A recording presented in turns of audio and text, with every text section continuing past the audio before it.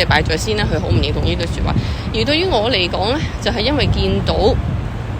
企咁樣嘅狀況呢，我自己都覺得其實可以兩邊並存嘅喎。咁點解唔去兩邊並存呢？咁所以最後尾到我一路成長嘅時候，我係好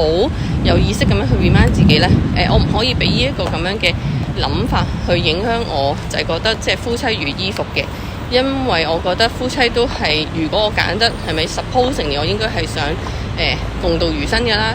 係咪？咁但係亦都同一時間呢，呢句説話都對我好大影響。正就係因為我唔想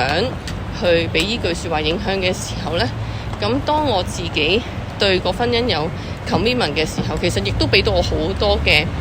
盲點啊。咁而呢啲嘅盲點呢，就係講緊因為係咪我唔想去應驗佢嗰句説話，夫妻如衣服，而我呢好刻意咁樣呢去唔睇一啲嘅 sign， 唔睇一啲嘅signal。咁就算有陣時可能係真係有一種嘅婚姻嘅 commitment， 咁但係呢件事其實係都係靠兩個人。咁所以當一個人好努力，係咪就係有個 commitment 嘅時候就係覺得我唔會俾呢樣嘢影響喎。咁但係其實同一時間呢，我都 miss 咗去睇好多嘅信息，或者嘅信號。其實好可能呢件事一早已經係出現咗一個狀況同問題，係應該要處理，但係就冇處理到。咁亦都令到呢件事呢，就係慢慢咁樣呢越滾越大啦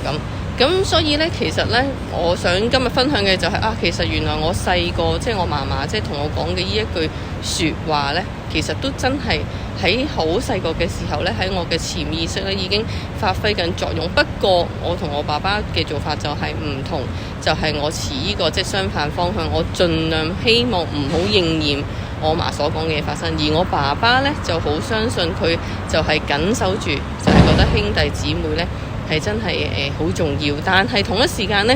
佢咁樣嘅緊守亦都為佢嘅屋企呢，就我自己原生家庭啦，就產生咗好多嘅夫妻之間嘅矛盾。